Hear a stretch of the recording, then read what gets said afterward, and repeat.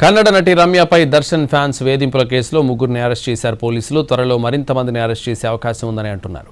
అభిమాని హత్య కేసులో దర్శన్ బెయిల్ను సవాల్ చేస్తూ దాఖలైన పిటిషన్పై తీర్పు రిజర్వ్ చేసింది సుప్రీంకోర్టు. దీనిపై పోస్ట్ పెట్టి న్యాయం జరగాలని మెసేజ్ పెట్టినందుకు దర్శన్ అభిమానులు తనను టార్గెట్ చేశారని రమ్య ఆరోపించారు. పోలీసులు ఫిర్యాదు చేశారు. 43 ఖాతాల పేర్లను కూడా ఫిర్యాదులు పేర్కొన్నారు.